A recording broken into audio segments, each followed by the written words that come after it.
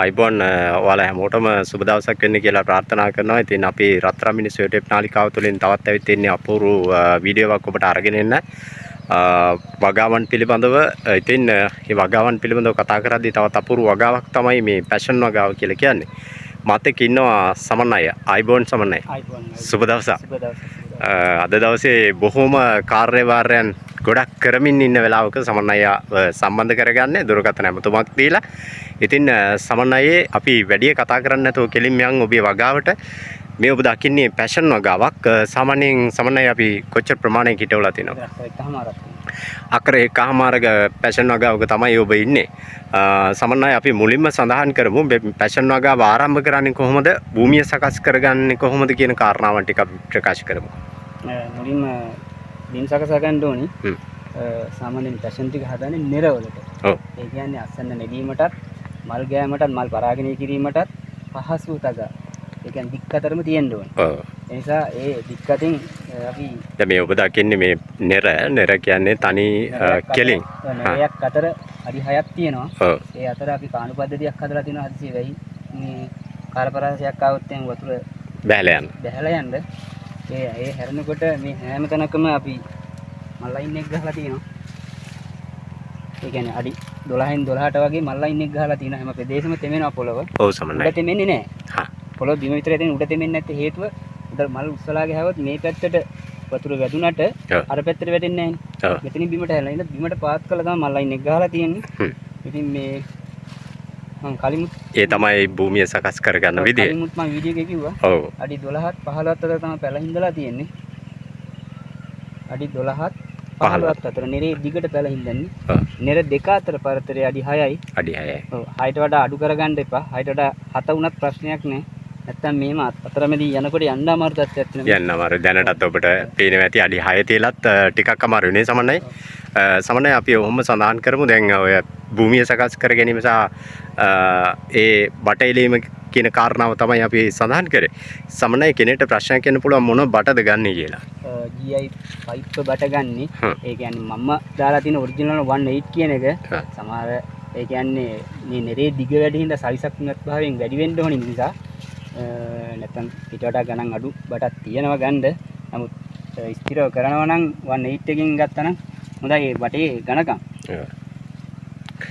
හරි සමන්නයි අපි දෙවෙනි කාරණාවට එමු. පැල ඉඳවීම සහ ඒ පැලය අපි මේ දැන් ඔබ සකස් කරගන්නා නෙරයට එහෙම නැත්නම් අපි කියන්නේ පැෂන් මැස්සට යනතුරු නඩත්තු කර ගැනීම කාර්යභාරය කොහොමද කරන්නේ? ඔව් මුලින්ම පැල සිටවලා සාමාන්‍ය අඩි 5ක විතර මේ කෝටුවක් ගහන්න ඕනේ පැලේ අතරින්. සාමාන්‍ය ඒක తాවකාලික එකක්. නැත්තම් පැල බිමට වැටෙනවා. පැලේ උඩට ගන්න ඕනේ අපි කොහොම හරි මැස්ස ගහ ගන්න. එතනින් පස්සේ බිමේ ඉඳන් අඩි 5ක් විතර එනකන් රිකිලි අල්ලනවා. ඒවා ඔක්කොම කපලා ඉවත් කරන්න ඕනේ. එතනින් පස්සේ තමයි උඩට එන රිකිලි ටික මැස්සේ යාන් වෙන්නේ.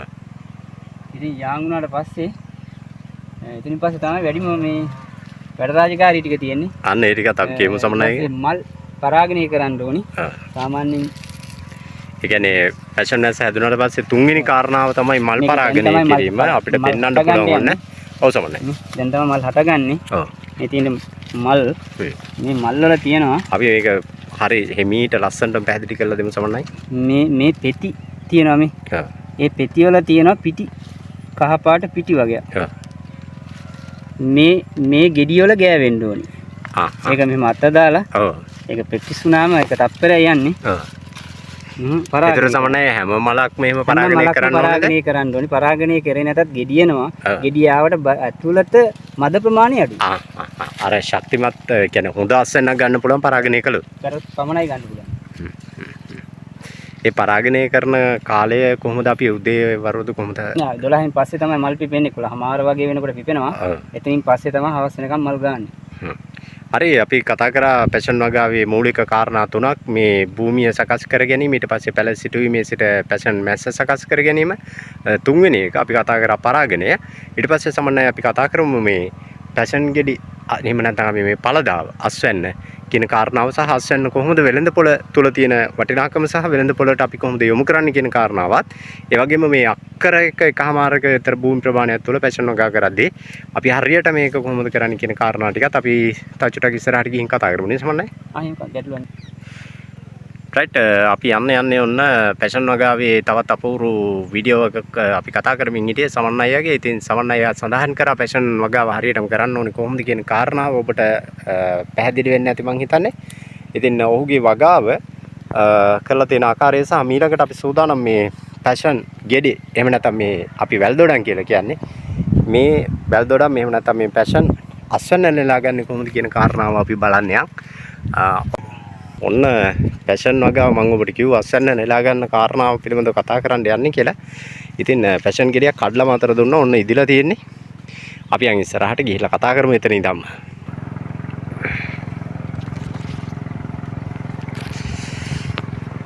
මම මේ ගමන් කරන්නේ සමන් අයියාගේ පැෂන් වගාවේ පැෂන් මැස්ස මැදින්. ඉතින් ඔබට පුංචි සද්දයක් එන්න පුළුවන් වතුර මෝටරේ මේලා වතුර ගහන ගමන් තමයි ඉන්නේ. ඉතින් මේ බාධාවක් කරගන්න එපා. මොකද තව පුංචි උපකරණ ටිකක් මිලදී ගන්න තියෙනවා. අපි ඒ ටිකත් මිලදී ගත්තට පස්සේ ඔබට ඉතාමත් වටින ක්වොලිටි වීඩියෝස් අරගෙන ඉන්න අපි සූදානම් රත්තරන් මිනිස්සු YouTube නාලිකාව තුළින්. ඉතින් එහෙනම් බලමු මේ පැෂන් වගාවේ අස්වැන්න පිළිබඳව.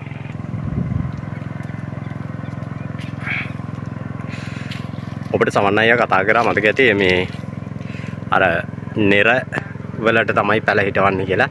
මේ ඔබ දකින්නේ නෙර සම්පූර්ණයෙන්ම බලන්න අක්කර දෙකක පැෂන් වගාවේ එහා කෙරවල ඉඳලා මේ කෙරවලටම දකින්න තියෙන්නේ ඔබට පැෂන් වගාව සමන් අයියා සූදානමින් ඉන්නවා. ඉතුරු කාරණා ටික අපිට කියලා දෙන්න. අපි යන් සමන් අයියා ගාවට පැෂන් වගාවේ අස්වැන්න පිළිබඳව කතා කරන්න. සමන් අයියා අපූරුයි ලස්සනයි. අපි කියමුද පැෂන් ගෙඩි ටිකත් එක්කම කොයි හරිද අපි වාඩේ. රයිට් අපි වාඩේ මොතනේ. ඔන්න ඔබ දකින්නේ සිද්ධිය බැලුවට පේන්නේ ඇඟිලා තියෙන්නේ. ඒ කියන්නේ අංගලා තමයි තියෙන්නේ. ඇත්තටම සෝබාදාමේ බලන්න අපූර්ව අස්වැන්න මේක ගන්න ගොඩක් මහන්සි වෙනවා. සමනයි අපි කියමු ඉතින් ඔබේ කතාවේ ඉතුරු ටික.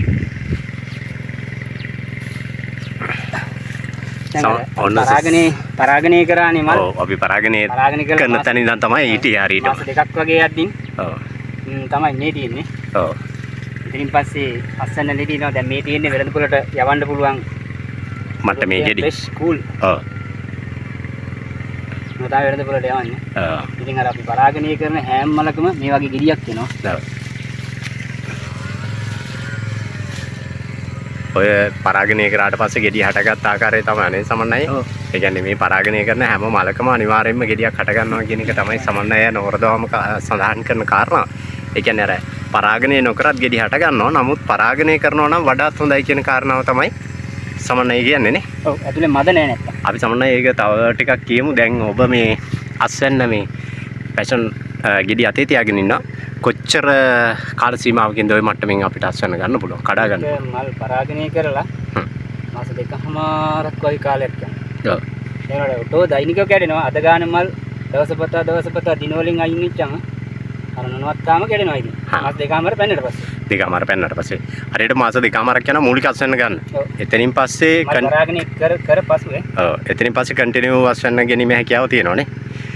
හරි සමන් අපි සඳහන් කරමු චුට්ටක් වගාවට එන කෙනෙක්ට දැන් අපි මූලික කාරණා ගණනාවක්ම සඳහන් කරා. ඒතකොට මේ පැෂන් නඩත්තු කිරීම, පැෂන් මැස්ස ආරක්ෂා කර ගැනීම.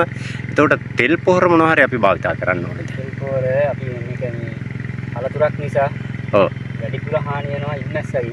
ඔව් අනික පිටිමක් වුණා.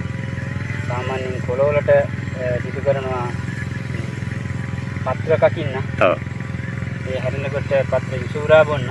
මේ යුසුරා ඒ රෝගයක්ද අයියේ තියෙන්නේ? මේක යුසුරා බිලා තියෙනවා. ඔව් අපි යන්නේ කාරණාව සඳහන් කරමු. මේ ඔබ දකින්නේ ඒක කියලා ප්‍රශ්නයක් නැහැ. තව සතියක් විතර යද්දී මේ වැලින් බිමට වැටෙනවා කඩා.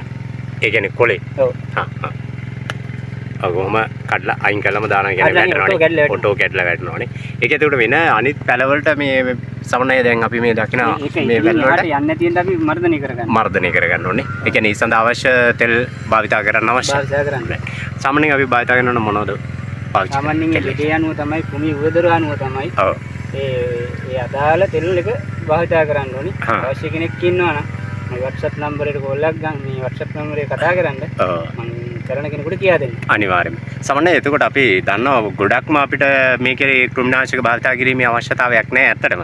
නඩත්තු කර ගැනීම හරියට කරොත් එහෙම වගාව නිවැරදි ආකාරයට කරොත් අපිට ලාභදායී අස්වැන්නකට යෑමේ හැකියාව තියෙනවනේ.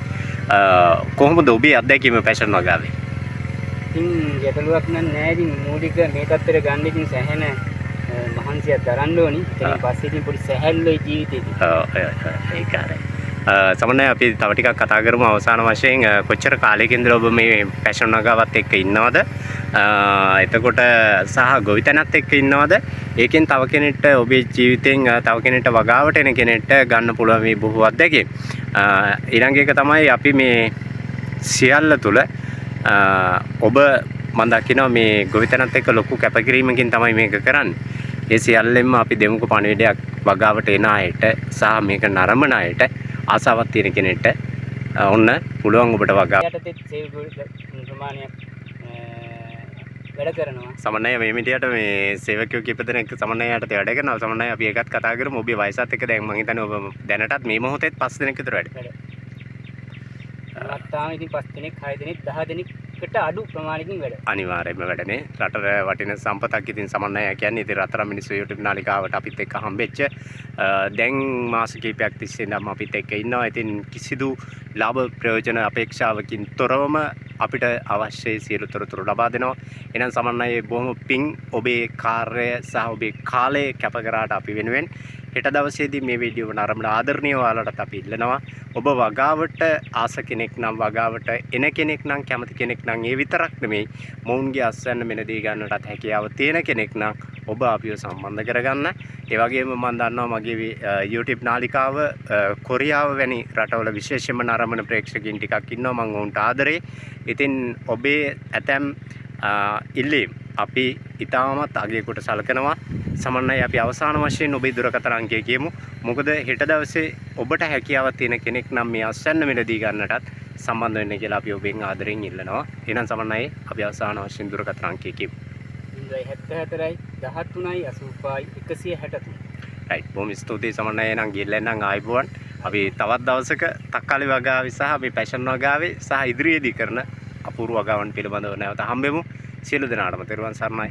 ආයිබෝවන් ගිහින් එන්න. සමන්නයි ආයිබෝවන්. ඒක ඇත්තයි. ආයිබෝන් මගේ යාළුවෝ හැමෝටම ඉතින් අපි කතා කර හිටපු පැෂන් වගාව තමයි මේ ඔබ දකින්නේ. ඉතින් සම්පූර්ණ වැඩසටහන අපි සමන්නයි අරගෙන ආවා. පැෂන් වගාව හරියටම කරන්නේ කොහොමද කියලා. පැෂන් හදන කෙනෙක්ට මොන හරි ප්‍රශ්නයක් තියෙනවා නම් අපි වමතන්න ඍජුවම සමන්නය සම්බන්ධ කරගැනීම හැකියාවක් තියෙනවා. ඉතින් මම මේ වීඩියෝව අතරමැද්දෙන් මේ කොටස එකතු කරන්න බලාපොරොත්තු වුණේ මේ තියෙන සුන්දරත්වය ඔබට විඳින්න. ඒ වගේම ප්‍රාර්ථනා කරනවා සිය දහස් වාරයක් ඔවුන්ගේ ඒ බලාපොරොත්තු සියල්ල ඉෂ්ට වේවා කියලා මේ අපූර්ව වගාවක සිට තමයි අද රත්තරන් මිනිස් YouTube නාලිකාවෙන් අපි ඔබව සම්බන්ධ කරගන්නේ.